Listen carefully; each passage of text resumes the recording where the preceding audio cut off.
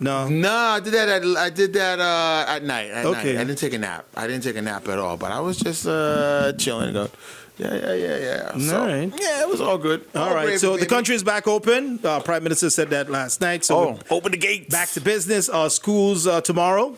They'll be opening tomorrow. Schools tomorrow. Yes, sir. The green light has been given. Airport opened since 7 o'clock this morning. Okay. So that's good to go. I do know on their Facebook page they have a schedule of everything.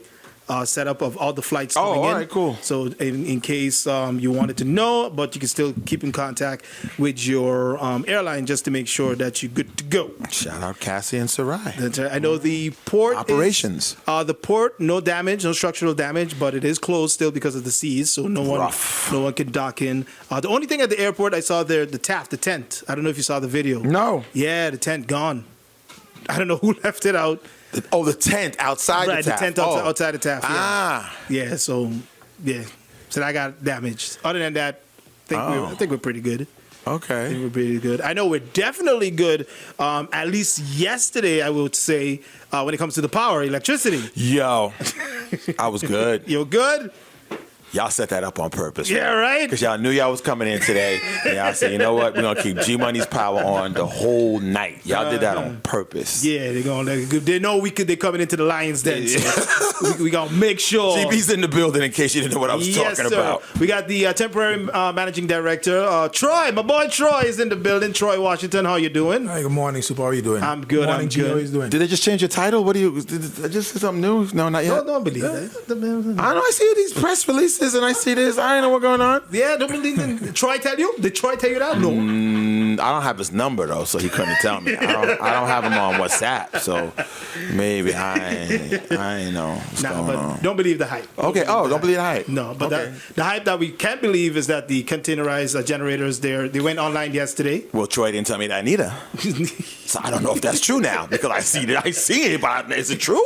Because I don't have Troy's number, so I don't know. Yeah. And we do have the head of the power plant.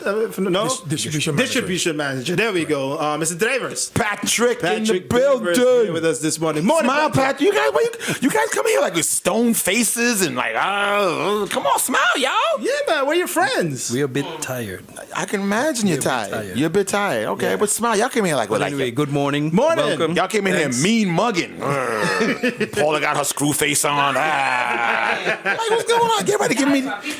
Y'all give me the gas face. Yeah, what's going on? I thought they were going to be. I thought they were going to be at the protest, but no, they're here. What protest? Exactly. What protest? There's a protest. So they say. Troy didn't text me that neither. There's a protest, Troy? Some kind of thing they say, but from what I last heard, not much. Hell no, we won't go. Hell. Not much people showed up. Like I said, GEBE behaved itself yesterday, so people were like, you know what? Everybody? What? SMG? I went in the morning, but I was here at the studio, and then after that, it was pretty stable. I would say. You good, SMG? SMG goes off like 40 times a day. You good, SMG? You was good? Yeah, this morning. Oh, this morning it did go off, though. Only for like 15 minutes. For like 15, 20 minutes, and then it came back on. Oh, because they had to change the long card? The extension card? The extension card. They had to change the extension card. Right. Or maybe Troy was down there, he tripped over the thing, plugged it up by mistake. Plug it back in. Oh, so good. Well, we have the temporary manager, Troy, here with us, and also the distribution manager of the power plant, Mr. Drijvers. And I'm sure your ears have been ringing over the past couple of months because everything on everybody's mind, social media, mouths, earpieces, radios, GEBE. Yeah. Yeah, it has been ringing for sure, especially since May 2nd when we lost engine 19 with a crankshaft failure, and then it compounded in June with a fire. We lost 2 additional engines then. So we continue losing engines, and last Friday we lost an additional, so we have 4 engines down. Yeah. We had about 25 megawatts off the grid. So with these containerized engines, that's more than definitely a help towards getting our grid back to stability. Yeah. That's for sure. So we have to definitely let the people know, even though that these containerized generators are online, because we've lost the other 4 engines, there's still a chance of load shedding, for sure. No, but if we had this discussion last Thursday, I want to tell you that there would have been no load shedding today. Okay. But we lost an additional engine on the Friday, which is engine number 16. That's a loss of an additional 8 megawatts. Right. So by having that 8 megawatts come off the grid and we only putting back on 10, it's like you only have a net of 2 megawatts. Right. Okay, so you said there's 4 engines down. 4 engines down right now. What is the reality, possibility of us getting those 4 back on? The probability is extremely high. Okay.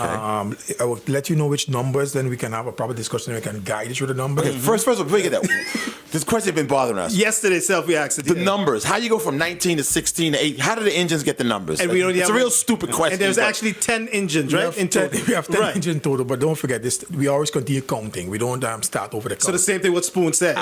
So if we had an engine 5 and then engine 5 goes Correct. bad, they replace it. Okay, it ring the goes bell to for homie Spoon. All right, so he's Continue right. going up. Yeah. Okay. Continue going up. So with the fire, we lost engine 8 and 9. Okay. And then and with the crankshaft, we lost engine 19.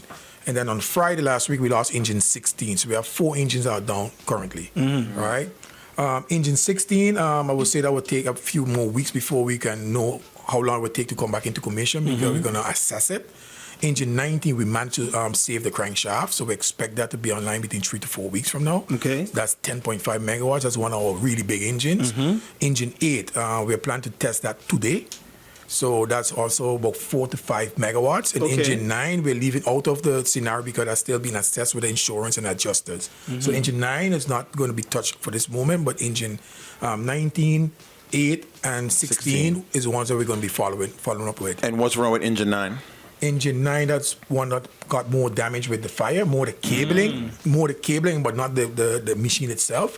But we're going through our insurance assessment, so we cannot really go and disturb that without Too much right now. Right, so- Until the adjusters are complete, and we also have our own assessment, so then we can start completing the price negotiations. So- Engine number 9. So to be correct, if my math is right, we have 6 engines running and 2 containerized running. Is that correct? No, we have 6 engines running And 7. and 7 containerized engines. Oh, 7 containerized engines. Combined 10 megawatts. Okay. I see, said the blind man. To Right. his So, deaf son. so GB's total capacity before all of this happened was what? Under normal circumstances, meaning that you have all the engines properly maintained, the fuel is upright, we can have operational capacity about 74.5 megawatts. All right, and that's regular. Or is that peak? No, that's our total. That's how- total supply. That's a total supply. output. Yeah, That's a total output. So what did he say? About 74.5 megawatts. 74.5 megawatts. And now basically, what are we producing now based on what do we online? need? Look, we on a daily, let's say our peak is normally between 57 megawatts to 60 megawatts. That's our peak. And we are probably producing right now about, if I remove the 10 megawatts, probably about 47, 48 megawatts, somewhere around there. Okay. Without a containerized amount. Right.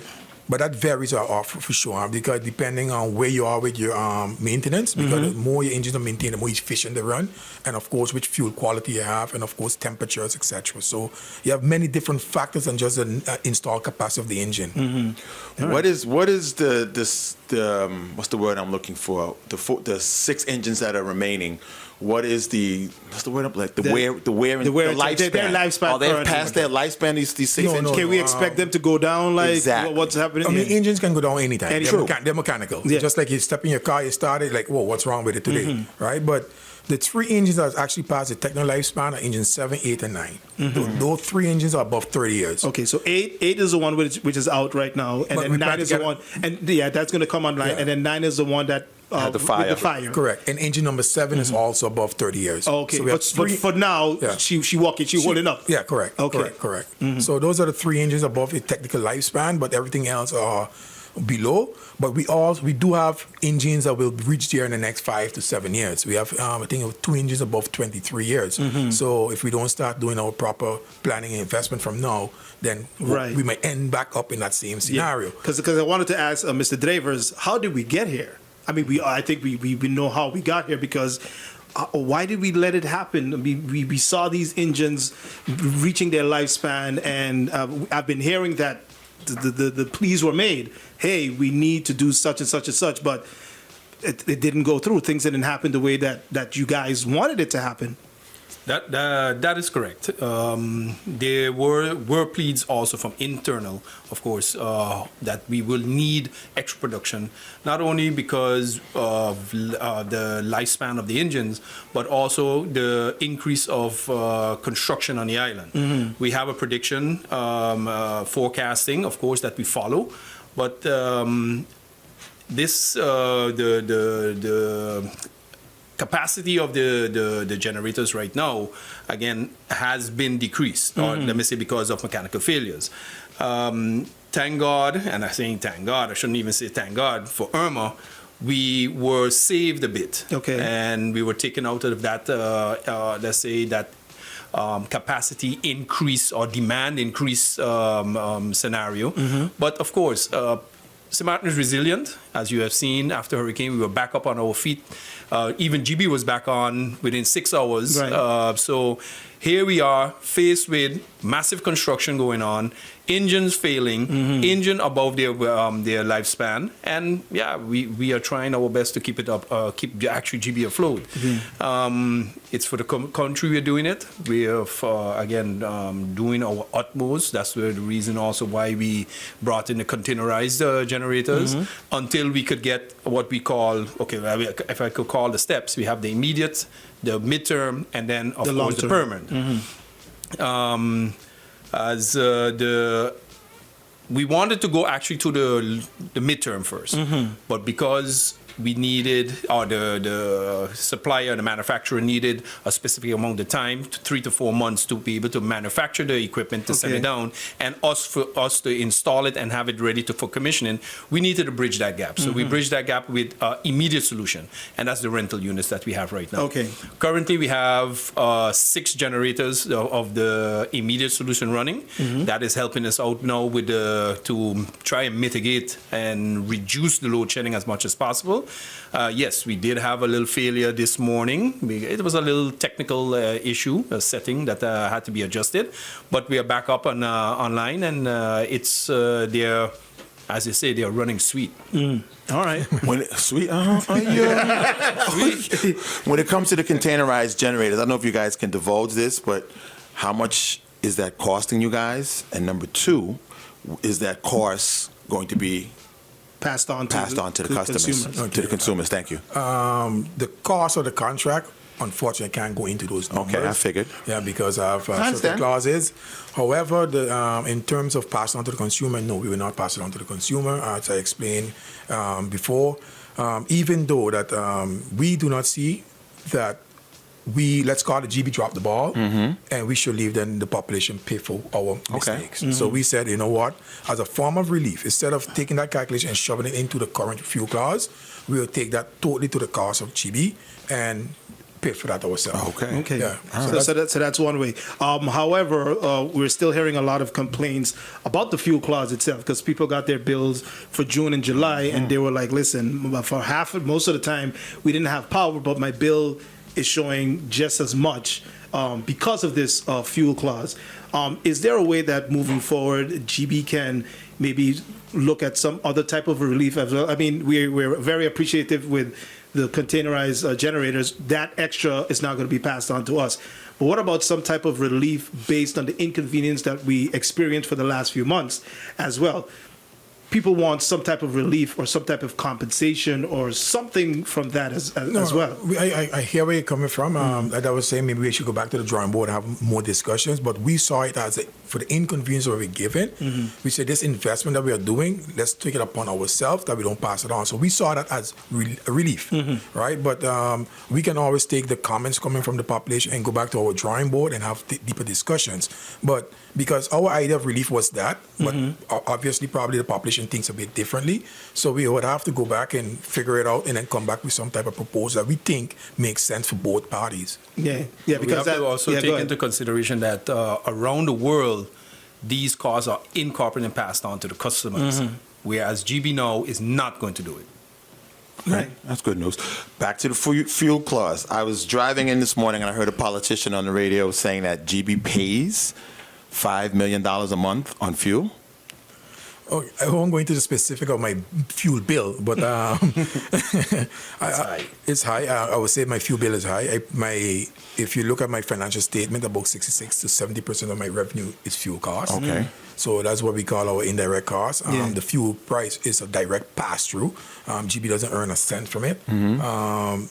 the fuel clause, going back to Super's comment saying that you have load shedding, but you're seeing that your fuel price is still moving. Yeah. Load shedding and fuel cost is not correlated with each other. The fuel cost is based on market pricing, and your bill on your invoice is based on your usage. So we calculate fuel costs based on the total production. That's it, in how much we pay for that production. So if I give you an example, if I produce 1,000 kilowatts of electricity this month and it costs me $400 to produce, then I will have the fuel cost is calculated by $400 divided by my production, then it's 40 cents per kilowatt hour. So that's how it's calculated, and then that's passed on to the customer. So are we locked into this fuel clause, or you guys locked into this fuel price, or can you guys get fuel from elsewhere that's cheaper? Well, if I should be very honest with your question, you only have one fuel supply on the island. Which is Sol. And Sol has all the storage, GEBE has no storage. So even though if I buy fuel from you guys, I have nowhere to put it. So there's two monopolies on the island then? You look so? Okay, just checking. Continue, Super. Let's see. What else can we get into? Another big complaint from the consumers and the public was the communication, especially when it comes to the load shedding schedule, which technically wasn't really a schedule because it's after the area goes out. That's when it's posted. Now, I was at the Candid Conversation, the first one that you guys put together, and I understand after the explanation was given about how load shedding works. It's not like you could foresee, okay, this area we're going to take off at this time, that area we're going to take off at that time. It's based on, okay, the load that is being pulled at that time, okay? We have this amount of capacity. This area is pulling a little bit more load that we can handle, so we're going to have to plug this one out technically by saying at this time. So that's how the load shedding works. Now, like I said, it's difficult to tell which area would consume or is pulling the most load at that, because maybe Colby on Monday might pull more than it would on a Tuesday. So the times would differ. But I'm sure over the last few weeks you've been seeing the trend. Okay, we know at this point, at this time, this area is pulling more of that area or whatever. Isn't that easier than to say, okay, we could make a schedule based off on the trends that we've been seeing over the last few weeks, or is it still a little bit more complicated? Well, Super, it's on the contrary. We know the areas and we know what they pull. We have known this for years. Putting a load scheduling, shedding schedule together not only looks at just an area, it looks at priorities, it looks at the importance of that cable as well. So you have priority areas and priority entities, the hospital, fire department, police, government building, harbor. Those entities are never switched off. That's one. So then besides that, you have areas where you have pumps. You try not to switch those, because when you switch those, you not only have no power, you also have no water. Right. And for example, in the South Reward area, you not only don't have water for the period of the outage, but 2 hours after that, then you only get water, because you have to fill the lines, etc., etc. So, and then you have a next one that is very important, is the schools. So during the morning hours till around 1 o'clock, we try not to shed those areas as well. Right. So it is shifting around the cables as to which one should be out and stuff. Yes, we do know what load the areas pull. But when one engine goes down unexpectedly, the entire schedule after that is just whack. So you can't say, I'm going to switch, for example, Colby out at 2 o'clock anymore. No. Colby, for example, Belvedere, St. Peter's, Saunders, those areas go out automatically because they are on a frequency setting at the plant. So once the engine drops, these cables are the first to go out. So in addition to what was already out, these go out. Now, in order for you to build that back, you have to get these engines back online. So that is the reason why a lot of times we cannot say, hey, listen, these are cast in stone. We tried it.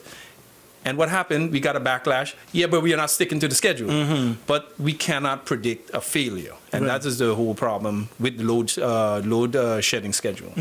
Now, you have different areas such as Colby, Cahill. They've been suffering a lot over the past few weeks, where the load shedding schedule says between 2 to 3 hours. They at times have been off up to 6, maybe even 8 hours at times, with little to no communication on what's going on. Maybe you might have a little bit more insight as to what was the issue with those areas, especially the Colby and the Cahill areas as well. Yeah, Colby, as again, Colby, Belvedere, St. Peter's, Cahill, those are areas, and I'm saying St. Peter's is a cable that we call the Saunders cable, but for example, Cahill is also on that cable. So, and that's the reason why they go out while Saunders is out as well. Most of the time right now is because of an engine failure. And once you have an engine failure or urgent maintenance need to be done on a generator, that's the reason why these engines are out. Let me say the cables are out a little longer than expected.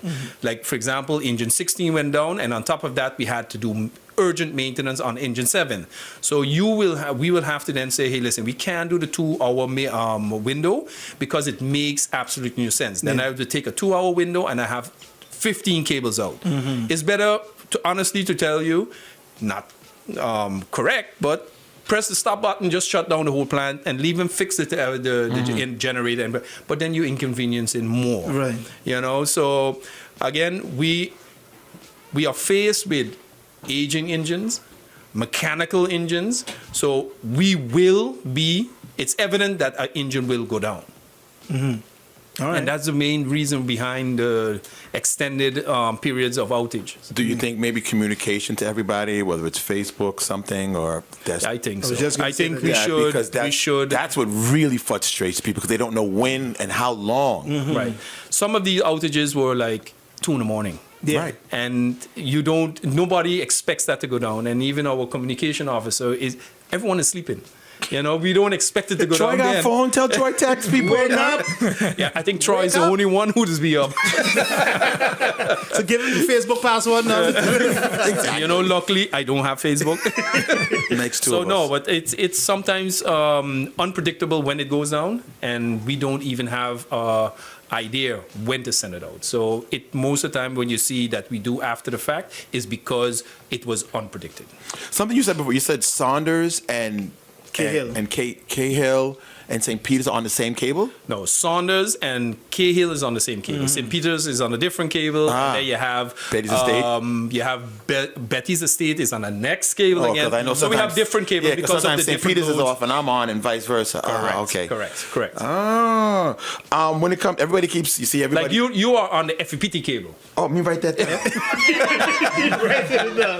FEPT? What is that? FEPT. That's the old. That's actually the old old academy. academy. Right. So when that goes out, you go out, and the pumps of FEPT goes out. That I know for a fact. That's a problem. So that's why you don't. You're lucky, man. Very. I don't come here cussing, you know. So talk to my Dutch Quarter Belvedere. What cable name?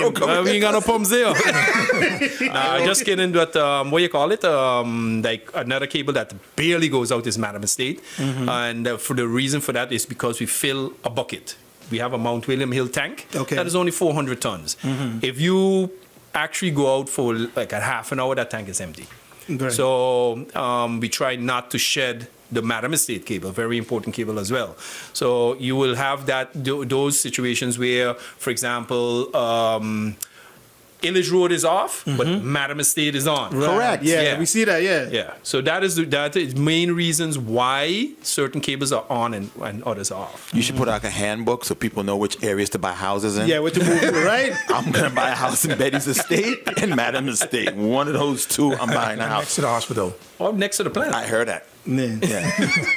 All right. All right, another question. Go ahead, T. When it comes to solar, everybody talks solar, wind. You see it on everybody's billboards. Yeah, alternative energy. Thank you. Alternative energy.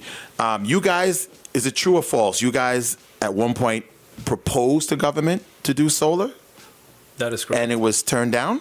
That is correct. Can you go into a little detail? without calling names. I know you don't want to call any names. Election is Monday, so If I could go as far as just go into detail because a lot of people are saying you guys didn't. How come you guys didn't? And it was a plan. Yes, it was. So we did maybe get you a can. quotation. A tender did go out. The same company that did the installation for Save and Stacia, Yeah. that's the one who also gave us a quote to install the solar. It was actually projected over the 2 parking lots along the Walter Nisbet Road, so it would have been covered parking. So similar to the Aruba parking Airport. lot, Right. airport Airport. parking lot, similar to that. But it was turned down.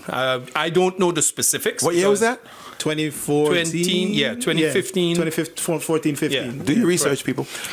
2015. Yeah, so I don't know the details why it was turned down, but again, it was turned down. So But besides that, right now we are having that in our business plan moving forward. Right. We put about $600,000 towards a company called Energy Nautics in order to assist us and put in what we call a least cost development plan, which is going to tell GEBE the projection of load in the next 5 to 10 years, and then give us then what type of mix we will need for the island. So is it then solar? Is it then windmills? Is it then whatever in terms of alternative energy? And based on that, we're going to use that as our Bible now with implementation. Because besides solar, we also look at waste energy in that report. We're also looking at the configurations of our engine, meaning we want, like Patrick mentioned, we have 3 phases: immediate, mid, and long term. In our long term, we're saying we'd like to put in 27 megawatts, right? Now, are you going to buy 1 engine of 27 megawatts, or are you going to buy 3 engines of 9 megawatts? Right. So all of these configurations we are looking at, and then we're also doing running scenarios. We're going to say, okay, where we think the country is going to be in the next 5 years in terms of load, the mid scenario, where it's going to be, and high case scenario. Yeah. And based on that, we're going to pick the mean and say, you know what, we think in the next 10 years, instead of having a peak of 60 megawatts, you might have a peak of 80 megawatts. Yeah. Okay, let's now start doing our planning, investment planning, in order to meet that 80 megawatts in the next 10 years. So all of that we are working on now. We expect that final report to be available around in the next 2 to 3 weeks, because we have some delays because they were assisting us with other projects, and we asked for more scenarios. So all of that combined, as soon as that Bible is done, we will then start implementing that. But Okay. I must mention, though, we all speak about alternative energy. Correct. And we look at GEBE as a main source. But the idea is about reduction and a carbon footprint. Yeah. That's where we're actually going, right? So besides GEBE's emission, we also got to look at cars, because if you put solar on my roof, I have a big diesel F-150 parked up. Yeah. Where's the balance? So we also got to look at cars as well, because GEBE is going to do their part, but now we need to do also ours need as to- well. right. So it's about reduction in carbon footprint, and I think it's the Paris Accord or Geneva Accord. I can't remember which one it is. By 2030, they expect a reduction in carbon. I think that was the Paris. I think I can't remember which one it is. Yeah. Paris or the one that Geneva? Trump didn't want to sign. Correct. So Correct. the aim is by 2030 to have this significant reduction. That's why you're seeing everyone is speaking about 2030. Yeah. So it's a equation. That's 6 Okay. years, Troy. We could do that in 6 years, you think? I can GP probably, but what about cars? Yeah. True. But also, in addition to what Troy is saying, alternative energy, you just can't just throw it out there. And especially seeing the capacity and the production of the island itself. If you say, I'm going to throw whatever percentage of solar out there, you got to remember your spinning reserves has to be equivalent or more to that. If you don't have that spinning reserve and you have solar or whatever alternative out there, especially solar, let me say like that, and the sun or the cloud covers it, you need to be able to have that spinning reserve at your plant. Right. And if you don't have batteries to be able to pick up that dip, what happens? You lose your entire right. plant. And usually I'm hearing that the batteries are some of the most expensive part of these The lithium. projects as well. So Yeah. whatever you do, whatever plant you put down, the size or the cost of solar, just double it, because the batteries are just as much as Right. the solar. So sun is free, but equipment is not. It's very expensive. I mean, look at the neighboring islands, Saba, Stacia, our sister islands, Aruba, Curacao, Bonaire, all have alternative energy sources. Our rate right now is 64 cents a kilowatt hour. It averages between 60 and 64 cents. That's base rate with fuel class. With fuel With class. fuel class. Yeah. Saba, Stacia, 74 cents. Curacao, Aruba, 72 cents. Anguilla, 92 cents. They also have solar. So we have to understand, yes, GEBE would love to go into the solar and any other alternative energy sources, but we also have to bear in mind the costs attached to it as well. We have seen everywhere around the world, the rates increase, even though it is an alternative energy source. Okay. So is our customers, our clients, are ourselves ready to pay this additional cost? Now, what about if I'm ready to put my house, I want to do my part in solar, and that is completely different. I know, but I want it's to more do it. beneficial for a client to do it, Correct. than for a company as GEBE. Correct. Again, we have our social responsibility towards it. Of course, it's within our concession that we have to invest. We are not saying that we are not going to do it, but if you look at the two entities, it's better a client does it instead of a company as GEBE. So can I do it? Because I hear this that we have to. That we can't do it. We can't come off the grid. We can't come off the grid. I can't put back into the grid. Right now, there's no kind of agreements, no kind of legislation. There's no kind of regulation as to going on solar. There's none on the island. But we're working now. on that. We're working on that. The government gave us some draft policies that we're looking into. Okay. Right. So we're going to give our feedback on the draft policies, and also the company Energy Nautics also looking at net metering as well for us, whereby the most important thing and what you're talking about is going back to the grid is net metering. It's your inverter. Because if you just go buy any inverter off any shelf and it doesn't fit the criteria of our plant, Correct. It's a big possibility you will bring our plant offline. So people might think then GEBE gonna get a blackout while it's actually G Money's feedback that you brought the plant down. He pushes too much power. So we have to put all of these things into consideration before to have a responsible net metering policy moving forward. That's right. I mean, we all want it, but let's do it together and responsibly. Right. Okay. All right. Yeah. I remember, I think it was the first interview that you guys did with Lady Grace. Something was mentioned and everyone lost their minds because everyone was like, okay, but the Dutch side is supposed to be 110. But I think it was mentioned something with 127. 127. Correct. And surge protectors are not really going to really work and people are losing their minds. So what am I doing? And you guys are breaking my equipment. Give a little bit explanation on exactly what it means and how that works with the 110, the 127, 220. Yeah. Well, let's go back in history. Since the day GEBE was erected and started pushing in electricity in when the letters were lowercase and they had the mascot was the guy holding the lightning bolt. I remember those days. Yeah, exactly. We were producing 120 volts, so we were never at 110. So I'm not sure why. Well, let me say it like this: I understand why, but I don't understand that people from since back when GEBE started in 1940s, 60s, that we have been producing 120. We moved up to 127, as that is a regulation also used around the world. So I'm not sure how to explain it, but yes, from day one, we have been producing 127 volts. Your surge protector doesn't have a label on it 127 volts. It doesn't have 110 volts. You connect onto it with whatever equipment, but it is there to protect a surge. A surge can be more than 120 milliseconds. It could be a second, but once it goes over the threshold of that surge protector, the surge protector trips. Right. And then it protects. But if it's milliseconds or whatever, it might not protect. It doesn't matter if it's 110, 127, doesn't matter. My advice to the public is when you go and buy equipment, try and buy anything close to 120 or 127. They have them. Okay. Or go and look for the multi-voltage starting at 90 volts to 240 volts. Most of your chargers for your phone, your laptop chargers, your televisions come like that. It is also a way of protecting your equipment as well. It may be a bit costly, more costly than a 110, but do not go in 110. Now, 127 is already 15% over the 110 voltage.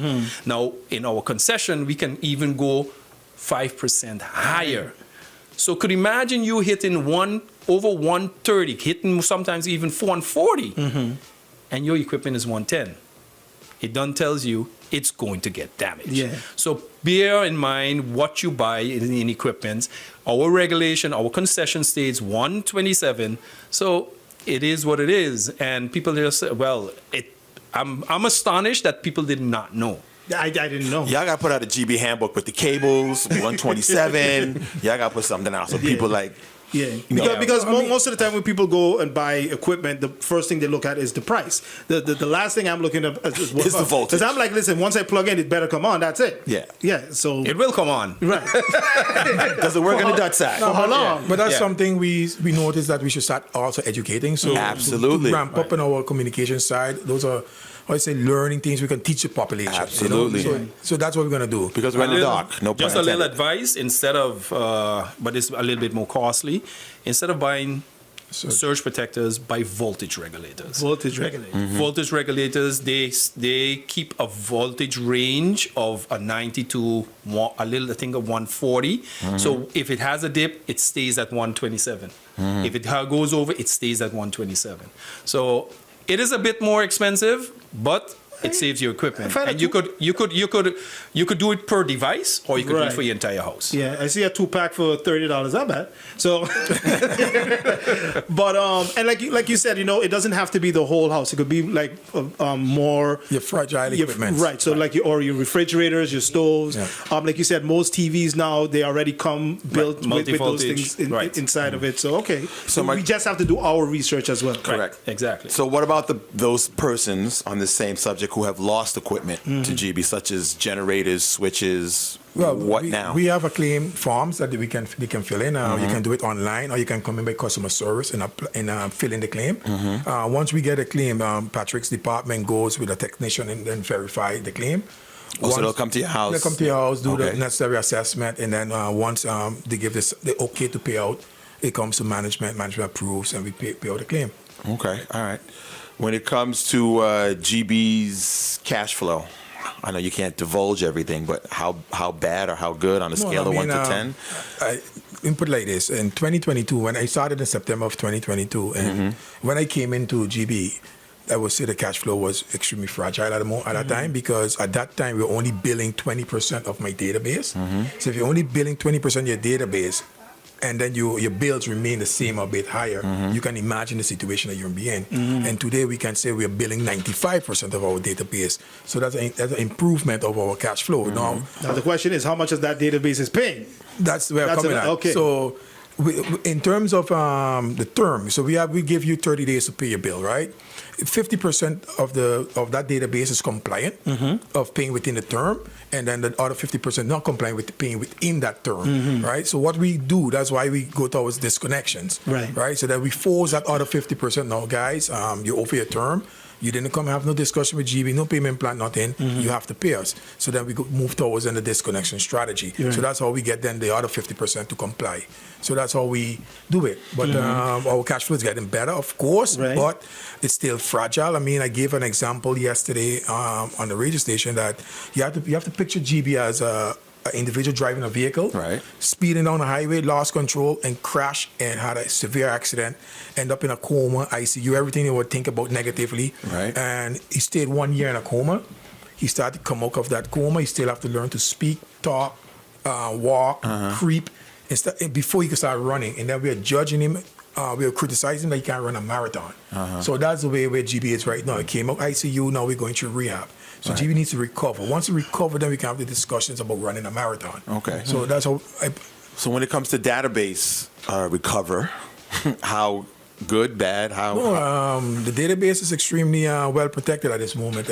Remember, we had a hack in 2022, and I'm still trying to resolve the problem of the hack from then to now. Reason for that is that we were hacked in March 2022, but we only had the last backup in February of 2021. So we had a whole gap of data missing. So that said, the work that we have done by strengthening, hardening our in ICT infrastructure, putting the necessary security platforms in place, if I get hacked today, because you can never not get hacked, right? You just have to see what you're trying to do is how quick can you recover after the hack. And right now, I can say we can recover within 3 to 5 business days. So if I get hacked today, when I recover, it would be as if the company was closed for 3 holidays, and I could start back on my computer exactly where I left off the day when I was hacked. Because you're having frequent backups as well. We have frequent backups, and we have on-site backups, offline backups. We have a lot of more different scenarios in place. So like Superkid mentioned, like you guys have your database and people who are paying. What would be the percentage you would say of how many people or percentage of you getting income from the people of the customers, your customers? I would say 50% would say paying and being compliant. 50%. With it paying within that 30-day time frame. Okay. Yeah. Okay. All right. Now, you just mentioned disconnections. What about disconnections now, especially after the load shedding, the energy crisis? I know at the same time, GEBE has to, make their money. You are a business at the end of the day, but also, and there have been other times where GEBE has been understanding. If you come in, you talk, you set up a payment plan, but with a situation that just happened over the last few weeks, when it comes to, let's say, maybe disconnections, or you guys said you're working on a relief plan as well, but disconnections right now, can people expect that as well? Since we started, since we had the major engine issues, so from May and June, we have not done any disconnection other than people who fell behind with their payment plans. Okay. Right? Because that's a total different, that's different to your current usage, Right. right? Once we stabilize the grid, of course, then they will have to go back to our business as usual, because then you're not being inconvenient anymore. Now you're having reliable energy. Now then we will then start seeking for our outstandings. When we're going to start, we haven't discussed that as yet. But in the future, then of course we have to start going towards our collection, because we are also taking on an additional burden, and then also we don't want to pass it on, so we want to pay for it, so we want to be able to be compliant with our payments as well with our suppliers. So because we're going to be buying additional fuel for these containerized engines, so we just want to make sure that our cash flow is up to a level that we can comply with our third parties as well. But as of right of today, we don't have any plans for disconnection as of today. Okay. Tomorrow might be a different question. And that's at least for the current bills, but those on payment plans, if Correct. you're behind on that, Correct. then Correct. you will be disconnected. Correct. Right. Correct. Okay. There was another question I had. We're hearing a lot. Of course, it is election season.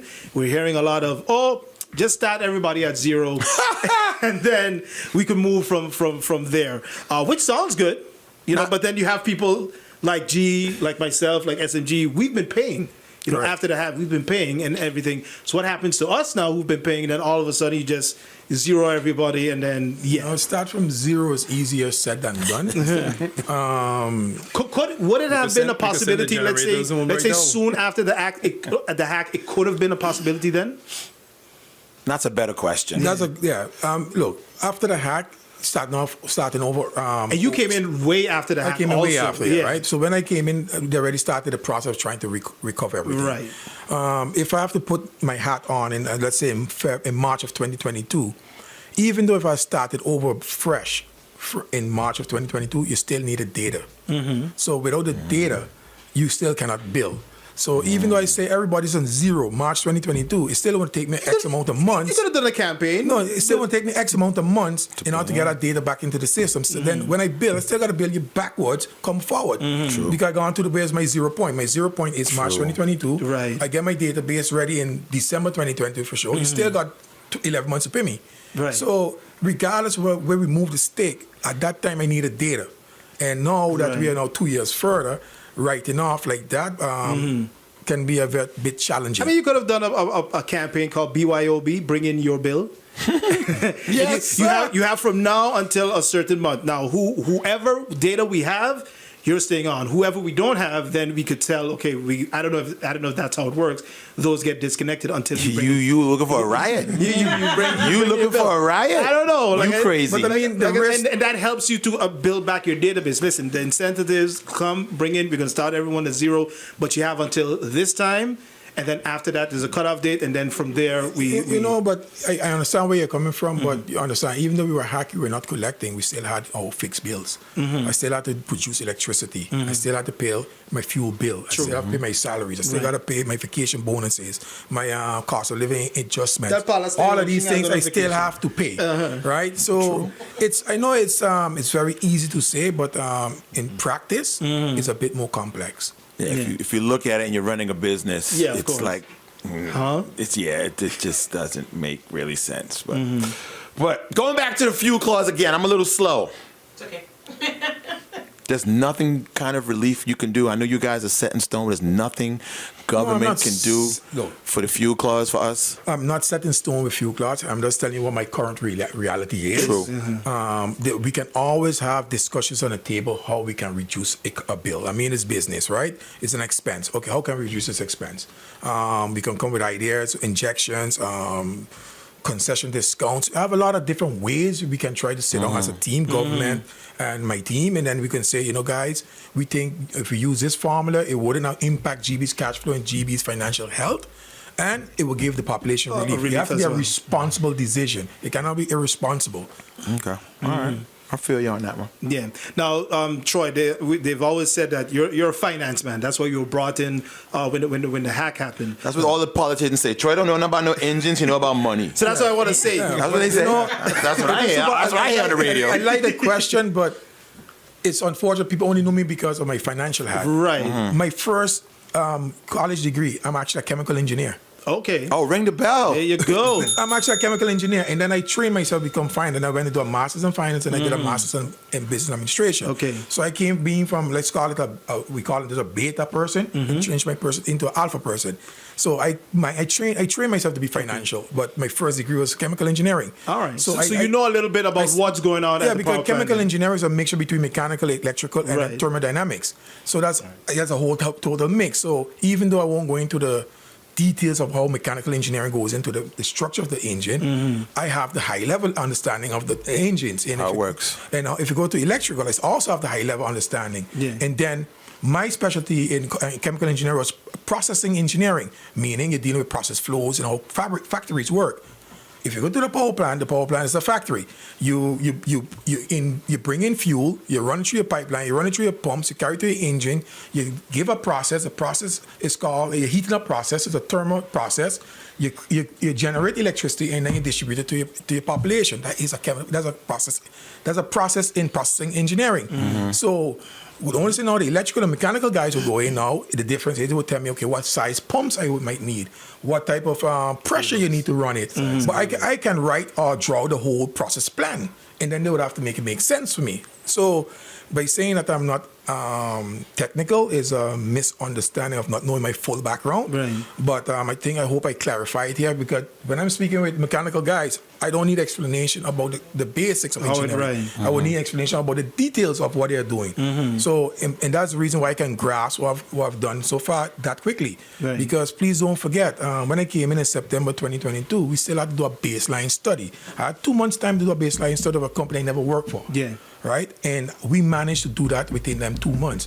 So I had to do an audit on payroll. HR, finance, ICT, the power plant, you name it, distribution. I did all of that. We did, and also what we did is we figured out where the company was at on September 13, 2022, and where it came from. So that's where we did the baseline study. So when there's words out there that GEBE needs an audit, GEBE never did an audit, the audits were done. We even took from the shortfalls that we saw in those audits, we even translated into a short-term plan and also translated into a digital transformation plan. So all of these plans are there. All these plans we are working on. I mean, we're only looking at the optics of GEBE, right? Electricity is gone. They're not doing it, let's call it the transformer house blew out. But if your foundation is not right, how you expect to execute the optics? So within GEBE, if I remember correctly, from all of the standard operating procedure we have in GEBE, 75% of them were not authorized or approved. Yeah. So all of those things we are working on right now. I'm working right now. I'm trying to remember to the top of my head. Employee handbook. Procurement policy, sick leave policy, obsolete policy, Vacation policy. all that's not done. all of those are not All in that place. wasn't done. Right now, I'm busy. I'm dealing with the organizational structure of the company as we speak. Wow. I'm dealing with a strategic plan of That's crazy. as we speak. While trying to still keep. While trying to keep the company afloat. I'm dealing right now with a balanced scorecard to get the KPIs of the company as we speak. I'm dealing with from the strategic plan. I'm turning into an operational plan as we speak. I'm putting in policies for commercial department. I've got about 3 policies we're right now ready to approve. So all of these things we're doing internally So in order for the company to strive externally. So how important would you say then is it for GEBE to at least finally get a management board in place and also to some extent, a supervisory board that also understands what, the workings of GEBE as well. It would be irresponsible of me to say that the supervisory board doesn't understand, because the supervisory board that I currently have has 2 engineers on it. Okay. One extremely experienced administrator with /legal, and also a financial expert. So I cannot sit here and say that they don't understand. Okay. Management board, of course, will take much more load off of me because I'm doing CFO, CEO, and COO work. Of course, if you can spread the load, it gives me more time now to focus on strategy. Yeah. Right now, since I came in, instead of focusing on strategy, I focus more on crisis management, which is unfortunate because what you're only out in fires, putting plasters, but you're not putting long-term solutions in place immediately, because that takes time. I put that in the back burner because instead of going after the long-term plan of the 27 megawatts, we got to bring in containerized engine to solve the problem now. So that's a crisis management decision. That's not a long-term decision. So all of these things that we're working on, which we are doing internally, I mean, I'm thankful for the staff and my team that I have around me. I mean, Patrick, Anthony, Hernandez, you name all these guys, and these guys don't work day and night trying to get a company move forward. I mean, don't imagine a high tension team. When anytime you hear a cable blow, then you have no energy. These guys got to come out of their bed sometime in the night and start splicing. Splicing takes about a good 8 to 9 hours before that cable's put back together. Right. So we see electricity, I want my current on. Yeah. But what does it take in the background to get the electricity on? For example, we use engines going down. Let's assume I use engine 16 went down on Friday. Let's say that was pushing all day.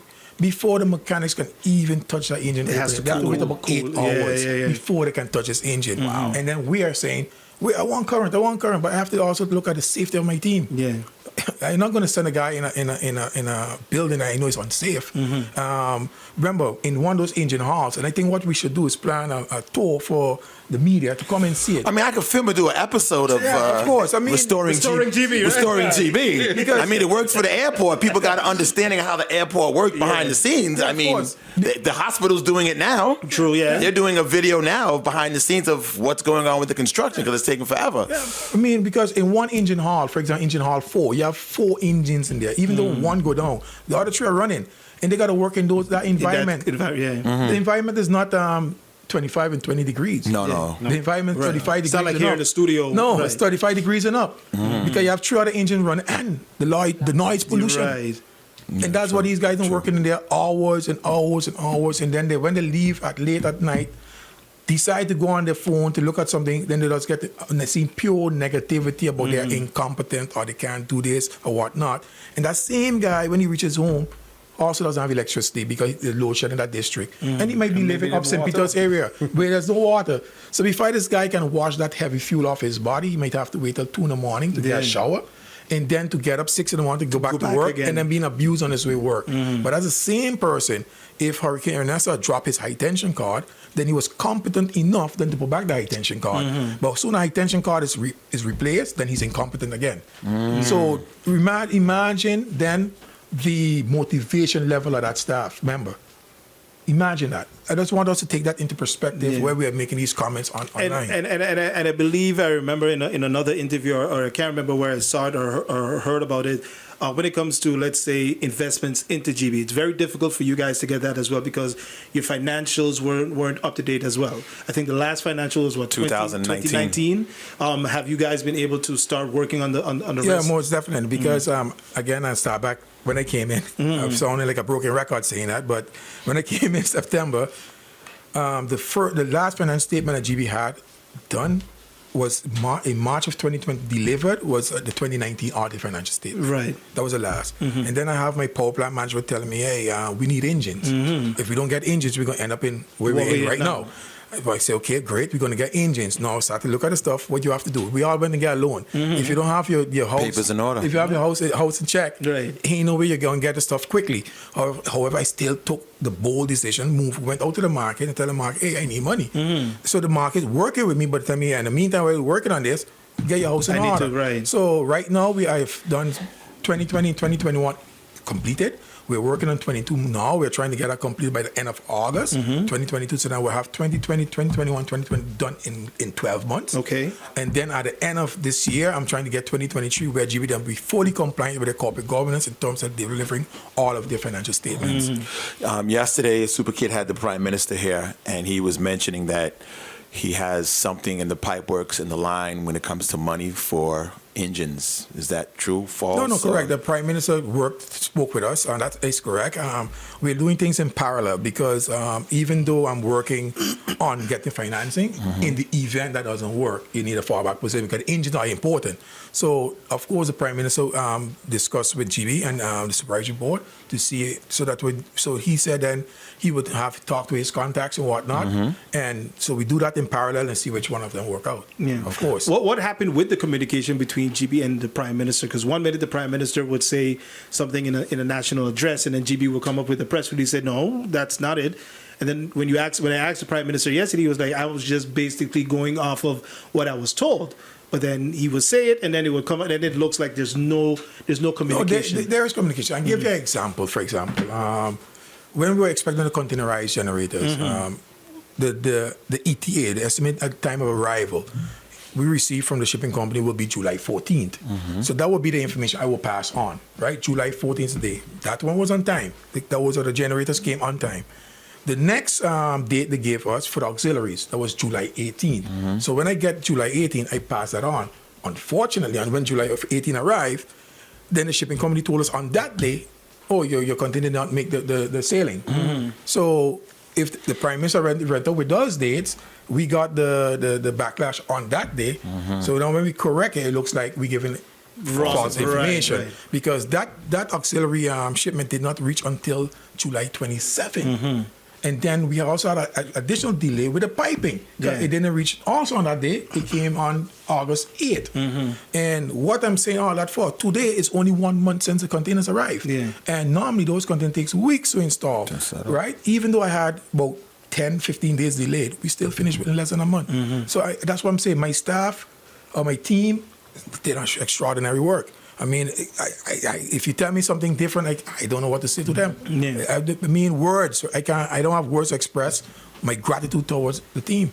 Now you're expecting at least one more generator, I think next month, and it should take a few weeks to set that up to add to the grid. When do you expect us to at least get to some type of stability where there will be, hopefully, if no other engines go down, no load shedding? We go according to best case scenario. Right? Let's be very positive in here today. We're doing good. Yeah, let's be very positive. We have now the 6 to 7 generators, depending on how many we run. We could get between 10 and 11.2 megawatts out of that. Today, we are trying to test engine number 8. If engine number 8 goes on, then that's an additional 4 to 5 megawatts. Then we have engine number 19. The mechanics from Wärtsilä are due to be here on August 18th. That's what's Sunday. And it can take them 3 to 4 weeks to build back that engine. So that's the crankshaft. That's the crankshaft. So the crankshaft has to come from... No, the crankshaft was saved. So we don't have to buy a new crankshaft. Okay. Oh. We managed to salvage it. You took it by Tommy. Tommy fix it. You fixed the crank.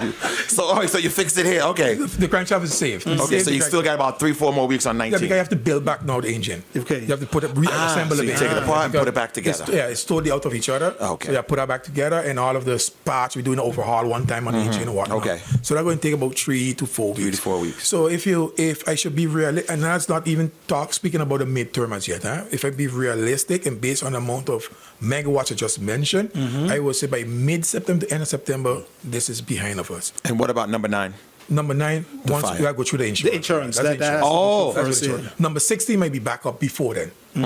So we're assessing number 16. So when the mechanics come in on the 18th, they also will assess engine 16. And if there's no major damage, because we don't know where it is at this moment, if there's no major damage, probably can be up at the same time with engine 19. Okay. But that's speculation now. Right. I have to still get the answers first. And that's the best case scenario, and then we'll be able to give back to some type of normalcy, even during high season, let's say. Yeah, of course, because don't forget, the mid-term solution is the 20 megawatts of the lease purchase containers that we bought. Which will be the extra. So once we bring in, now they are due to arrive the end of September, so installation will be let's say the first 2-3 weeks of October, if there's no delays with the shipping coming in, the storms are out there now, Right. so we have to take that into consideration. That would be 20 megawatts of power added to the grid, but once we get at 20 megawatts, then we'll be giving back the rental.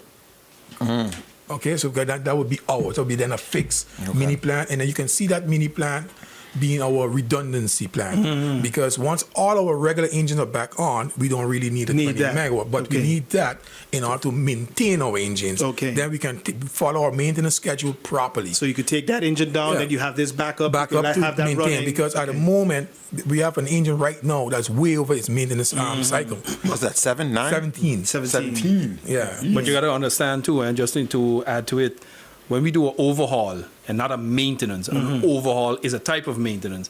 The engine is down for a month. Okay. So you could understand taking down one of those engines now, what would happen to our production. Okay, so engine number 9, insurance. Who's your insurance company for engine number 9? I just got to know how long this is going to take. Because sometimes an insurance claim could take forever. Then the adjuster got to come. Yeah. Then you got to bring in an arbitrator. Hopefully we don't reach there. Okay. Okay. I ain't trying to go there. All right. I heard I'm getting some messages that Cold Bay is still out. I'm not sure now, but this was like maybe a half an hour ago. Cold Bay. Do you know any info on that, That's Patrick? the one you were speaking about with the technicality. Yeah, most probably they are still down based on the little tripping what we had this, we call it trip, of the new plant. So half of the plant was down, of the new plant was down. So I'm not sure if they didn't put it online. Unless our temperatures are playing a role in where the production is not enough for the demand. And then we just protect the plant as much as we can. And you shut it down. Suppose probably, we shut down. What we do is pull the cable. Oh. Yeah. Because I remember in the candid conversation, you said there's a lot of other elements that play a role when it comes to energy production. So it's not just the fuel and the generators, but you said temperature plays a role. Right. The weather plays a role. Correct. I'm glad you mentioned the weather. Yeah. Because the storm passed on the south, right? Right. For And that- engine number 7, 8, 9, 14, 15, they're all seawater cooling. Right. So our cooling pipes are facing the south. That's direction saber. So once it passes, and that's why we have surges, we have to reduce the output of our engines. And I was expecting yesterday. the electricity to go off Yeah. because of the ocean. And I was like, why didn't electricity go off because of the ocean? No, but not only that, because of what Super just mentioned, the temperatures and the weather brought it down so much that we even had 2 megawatts extra available yesterday. But give me that now. So those engines you mentioned, those have to be cooled from the ocean. Yeah, seawater cooling. And the other ones don't? No, Radiator. radiators. Oh, radiators. Radiators, just like a car. Oh, okay. See, you gotta put a handbook out so people can understand. No, all jokes aside, but so we can understand how this works and how it goes, and the different I areas. think a tour would be nice for you guys. Yeah, but not everybody can come on a tour. So you need to make, like G said, Like I said, you can hire me. episodes. I saw the nice drone footage of whoever did it, of Paula said thank you, of the new containers, which was very nice. Oh, yeah, And- that was a nice shot. And, the people like that. They like to see it. But then Mako. it's also about the communication. Don't only show us the good times. Let us know what's going on as well during the Correct. bad times. So moving forward, what are the steps that GEBE is going to do? Because we already heard your long-term, mid-term, short-term plans when it comes to production of energy. We heard your plans when it comes to renewable energy. Heard your plans on when it comes to writing policies and legislation when it comes to persons being able to get solar. We heard you're testing out the prepaid meters as well. So all Are of you that. doing prepaid meters too? Patrick, you go into that. You're Explain. catching up. We have a lot Catching up going to on in the Curacao. background. Yeah, A lot. This is one of the items that what Mr. Washington was mentioning about what we're working on in the background. What we call it, and everybody calls it, is basically we are going to smart city. So we have purchased electrical meters that are basically a computer, and they are basically sending data. Whatever your reading is, they're sending it back to the office where we can read. So the intention is in the future to disconnect and reconnect remotely. So let me just go back a step. So we have a decision what we needed to make, because in the past we did have already some smart meters, but they were working via antennas. Okay. Hurricane came in, antennas gone. Right. So we said, you know what? Let us invest a little bit extra money, but we can use our infrastructure, our own infrastructure that is underground to be able to transmit data. So we went out on the market, we looked for vendors that can do transmitting information via the cables. That is what they call power line communication. So we found this manufacturer and supplier, and we purchased some meters, installed it. Not only can they transmit data from the electrical meter, but they also read the water meters. So one electrical meter could read up to 8 water meters. So all this data goes now from these meters through our underground cabling, which makes it, of course, because that's resilient, it goes against hurricanes, et cetera, back to our transformer stations. In our transformer stations, what we have is what is called a concentrator. It picks up all the information from every meter that is fed off of that specific transformer. It doesn't only read those meters, but it also reads the data and all the information from the transformer itself. So it checks to see if the transformer is overloaded, underloaded, frequency good, voltage good, etc., etc. That data now is sent via our fiber infrastructure that we put in place 20 years ago, where everybody said we were crazy. So we put the fiber into play now, and we are getting all this data back in the office. So eventually, I think it's the end of August, we're going to be uploading all this information in our SAP system, where we can read remotely now. And also go to remote disconnection, not automatic, but remote disconnection, but remote and automatic reconnection. So the only thing is the difference between electrical and water meter, we can't lock the water meters off remotely. We do that on purpose because if water meter leaks, you can fix it. Electrical meter leaks, it automatically switches off. Now, this whole project should be done in the next 2 years. We should have everything ready. Now, a next good thing from these meters, with a click of a button, it becomes a prepaid meter. So if we have bad pay, if we have people who would like to have prepaid for apartments, etc., they could come in and say, listen, I would like to have a prepaid meter. And at a click of a button, those meters are prepaid.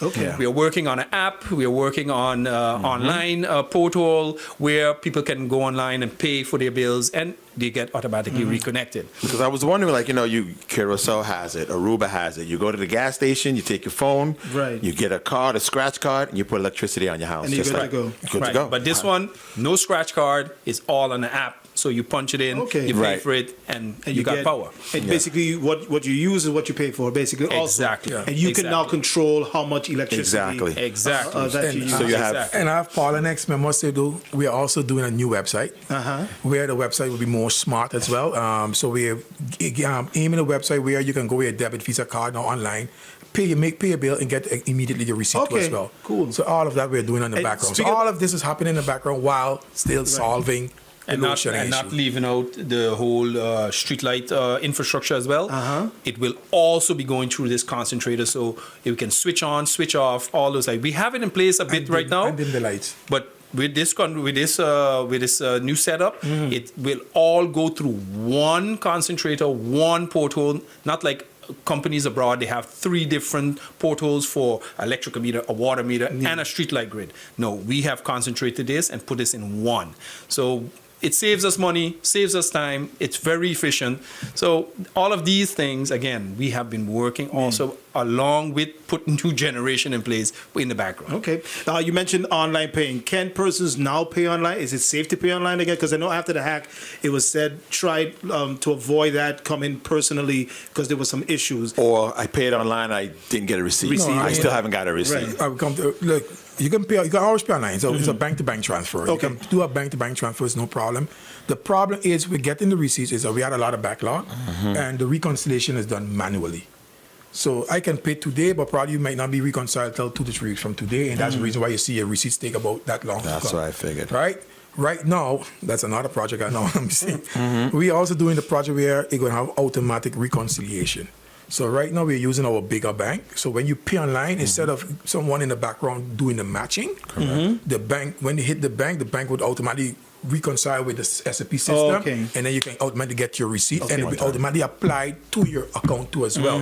So that's what we're working on as we speak. I think the The pilot is going to run out this week. Let me say, we're running the pilot this week. Okay. On one bank, we're trying one bank first, which is our bigger bank. And if that goes successful, then we will spread it out to the other banks.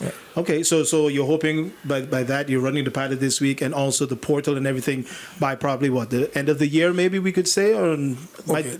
I will give you that long-term target, but the aim is shorter. Shorter than that. Yeah, Okay, right. not bad. Okay. Not bad. You mentioned, Patrick, you was talking about underground cables. Yes. How much more do we have to go to the complete Dutch side is done underground, or are we going to finish it? What? So as of Hurricane Irma, we were 90% high voltage of the high voltage system was underground, and about 60% of the low voltage cables were underground. After Irma, we did about 53 projects in 3 months to basically get 95% of the western side of the island underground, but the other side of the island we left overhead in order for us to go back at it later.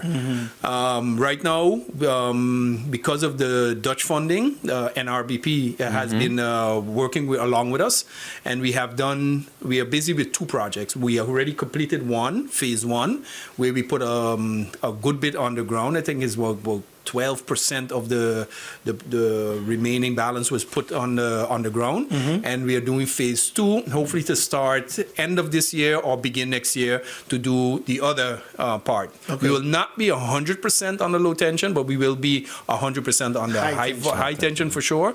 Again, the high tension is our backbone. If you don't have that on the ground, you can't get power. So the low tension, I think, based on the calculation, we should be in the 80%. And then once that is done, based on our own cash flow, we will then do the finalization. Because we have a lot of issues with heirs and private property, Right. et cetera. So that is the cause where NRBP couldn't assist us with putting things on the ground. Once you don't have the paperwork, once you don't have the They don't get it approvals, right. that is then put aside. And then you also have to work with the other utility companies as well. Let's say, so you're opening up the ground. Do you also tell, let's say, Telem, UTA, whoever? That has been like that for over 20 years. We made that agreement between all utilities based on the type of trench you would need for your utilities, and everybody pays their percentage. Right. That has worked miraculously over the years. It never used to be like that, though. Yeah, right? GB dig a hole, here comes tell I'm digging the same hole. Yeah. Wait a minute. Yep, exactly. But that's something of the past. So Yeah, true. we have been working along with each other for years now, and it's working good. A lot of places tell them didn't go along, where we went along, and they're now also asking, and UTSO also asking to use our fiber backbone in order to get their data also to where needed. Okay. So we also assist with that. All right. I think that's I it. think we're good. SMG, have any questions? No? Paula, any questions? Any suggestions? No? No? So, quick recap. Engine 16, couple of weeks, 2 weeks, 3 weeks. Engine 16 need to assess first. Assess first. It got to be assessed first. Okay. Right. So that's going to be done by Wärtsilä. Okay. And they're Okay. coming in Sunday. Then the elections is Mondays, give them a break, and then after that probably Tuesday. All right. Engine 19, crankshaft, 3 to 4 weeks. Correct. All right. Engine 9, we got to go through the insurance company. Correct. And engine 8, hopefully today?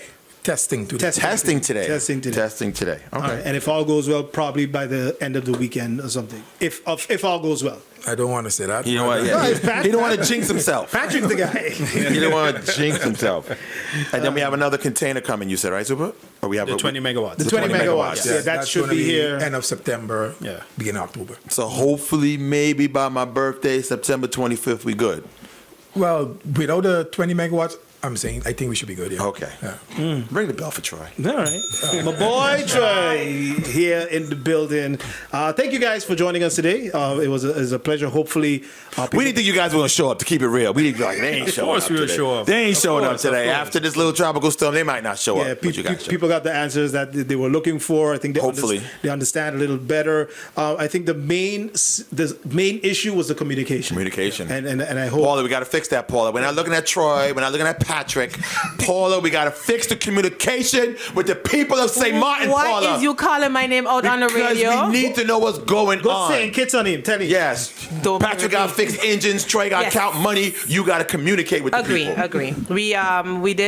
The communication team sat with the management and we did discuss that, the load shedding and this has happened is something new. It's not like it happened before and we knew exactly what to do. So we were seeing all the critiques and the constructive criticism on Facebook, and we took all of that. We went to the management team and we said, listen, this is what they're saying, this is what's going on. We need to do better. Because to be fair on the communications end, you can't just put anything on Facebook. No, out everything there has to be if you don't even know what's going on. Exactly. So you have to be And certain things, there's certain things that we can say and can't say, and that's with every company, and people don't understand that. But also, things need to go through our management, Right. and it needs to make sure that it's properly termed. A lot of the time, I would turn to Patrick. Because Patrick, if he talks to you technically, you're like, what? Yes, it's very technical, so we have to break it down. Just in put layman crankshaft, terms Paul. Just for write every single crankshaft. body to understand. But just to say, we did. The team did sit with management, and we did discuss that we need to do more, and we did promise that we are going to do a lot more, Whether it's good or bad. whether it's good or bad. So we And, expect to see a lot more Paula, right? The people are not going to be able to take the bad. We know they're probably going to jump down our throats. Yeah. But if that's what you want, we're going to give you Yeah, that. but it's like he said. He said it perfect. Don't just give us the good news. Give us the bad news because it actually helps you Ease the mind. to ease your mind. You conceptualize. Oh, okay, the pipe is broke, the crankshaft is broke. Ooh, okay, it's gonna take 3 or 4. Then you can understand. And trust me, it makes a big difference. But when you have no idea that a crankshaft is broke, you just know that the engine's down. David Banner comes out. Yeah. Paula, open up the comments on Facebook now. Oh, no. That will never happen. Come on. Never happen. No, I mean it might help. I'm sorry? It might help. I mean, we see the They see comments. them. People tag us. Oh. So that's why I said we were able to sit down with management and go through everything that people are saying, whether it's constructive, whether it's just, the critics are out there talking. We've talked to management about them, but we're not going to be opening up our comments. I know No, you have thank some dumb comments like, really? It's got to be like, But why are they turned off? Because, like you said, people tag you anyways. The comments were turned off for a while. Yeah, the I know. comments That I know. The comments did not turn off when the load shedding started. No, they've been off since before the hack, Right. actually. they've been off since Lambert was there. I'm just kidding. Facebook wasn't even like. Facebook was not even around. Yeah. Mark didn't know he was going to do this yet. Yeah. So, yeah. So they've been off since. Okay. They've been off. Was there a reason? Was it because too much negative? People got. Really I think negative. People got we threatening. were having a lot of obscene languages on Oh, really? on the post. Yeah. If we put out something about disconnection, we get threats and curse words, and they're coming for this one and they're coming for that Oh. one. So we turn them off then. How your foot dirty and everything, and Yeah, all kind of thing. And we still get them. We still get a lot of threats. People coming to burn down GEBE. They're going to kill this one. They're going to kill that one. We have all of them saved. Really? Yeah, yep. We do get a lot of threats, and they've been She threatening. said she got them saved. She got them super. Yeah, saved. we've been getting threats for the employees also, and that's why Mr. Washington keeps saying, imagine that you have to go to the power plant, you have to do this and go put the power on, and then you see these things where they call your name. It's not very motivating for us, so Now, we try to keep it Troy, as positive. I'm going to put you in a little position before you leave. Now, I know GEBE is a government-owned company. You guys have to work together. But how much would you say that government needs to at least keep an arm's length from what basically the daily operations of GEBE? Like, listen, we need to work together, but we're good over here, you're good over here. Only when we need to collaborate, but not. Yeah, because we've seen what has been happening over the last few years when government got involved with GEBE, and now basically you guys are there to clean up the mess. All gone already? No, come. Nah, but look, GEBE is governed by 2 documents: our concession and our articles of incorporation. In our articles of incorporation clearly dictates the roles and responsibilities of each layer. For example, the managing board. The managing board is the legal representative of the company. So anything that has to be decided on an operational level is a management board's decision, right? So therefore, the management board can be held liable, personally liable for anything called mismanagement. Right. So that's why management boards needs to know what they're doing and taking decision with a fiduciary responsibility towards the company. On top of that, then in the second layer, you have then the supervisory board. Their job is to advise and supervise, right? So, for example, the management board cannot sign anything above 50,000 guilders, 27,000 blah blah blah dollars, right? So, if I have a project above 50,000 guilders, I need to write a resolution with my motivation why this project is needed for the company and what are the returns on investments, whatever. I need to justify it, and I see if the supervisory board is willing to counter-sign it. Without their counter-signature, the project will not move. And then, in the article incorporation also stipulates what the shareholders' rights are. Shareholders' rights, to the top of my head, is strategic business plan. They can look at it, give you some feedback, and approve it. Discharging of the financial statement. So if they're gonna discharge you for being liable or not liable for that year, and probably confirmation of appointments. I can't remember if there's more to my head, but those are the rules. So if everybody maintained their role, right, you would have a perfectly run organization. So I hope I answered your question. Yeah. All right. Well, that's it. Thank you very much. Before you go, right? Yes, go ahead. In here, cool. In here, cool. We pulling the load, right? Yeah, I mean, we don't mind. We are management state, man. We don't mind you use electricity. But this is cool, man. That's why I sit over here. So what is your recommendation then for people that have... Instead of cool, be cool. Be cool. Yeah, Okay. be cool. Right. And I always say, good? like I've been saying, 21, 22? carry it up, carry it More? up, carry it up, 23, carry it up, 25 at carry, least. carry it up, carry it up. Right. There you go. Now, for residentials, like I was always saying, don't keep your house cold, keep it cool. Cool. And having your AC on 16 degrees for example, just 4, 5, 6 hours, in comparison to having your AC on 25, 26 degree, 24 hours, is less expensive to keep it on the 24-hour, 26, 25 degree than on the short-term 16 degrees. It makes no sense. It also helps us because 16 degrees, more electricity, more load, and then, of course, it helps with our load shedding. So my advice... You know, ain't nobody thinking about no damn load shedding. Let me put this on 16 so the people in Cold Bay can get some electricity. Ain't nobody thinking like that. Nobody. But they complain about electricity. True. But so I say my advice, we did the calculations, keep it on 25. Keep it on 25 all day long. And you would see the difference in your electricity bill just by not putting it on 16 degrees for just a couple of hours. I feel you. Okay, Super, you were not at 16, but you were at 20. But Yeah. It's our fault. Blame Laser. Yeah, we're the reason Cold Bay out. Thank you guys again for joining us. It was a pleasure, and keep up the. And come back. Yeah. Don't be intimidated. Come back. We are not intimidated, but thank you so much Oh, for look having at you. us. Yes, we are not we are intimidated. not. Patrick's like, speak for yourself. You don't live in my neighborhood. Thanks for the time. Yeah, but come back, guys. Let us know what's going on and let the people know. Yeah, what's going on. Thanks for having us. Thanks for having us. All Thanks a right. lot. Question of the day before everyone leaves. We had Tropical Storm Ernesto yesterday, and with whenever these storms come, we always look for the silver lining, as Glenn Carter would like to say. So, what was the best part of Tropical Storm Ernesto for you guys yesterday? That we had 2 megawatts in overcapacity. Okay, so we had extra. That's why we stayed on. We stayed on yesterday. That's the best thing yesterday. Okay. And also we got the containers running Up and yesterday. running. I did not expect you guys to do that during the storm because the winds Me too. got pretty high. And I saw some videos from GEBE and I was like, whoa, it's really rough out there for you guys. That to show you what the team is about. I was at home. I went home. As soon as I take off my shoes. What time you got home? I got home, what it was, 2 o'clock? 2 o'clock? Then you went back in.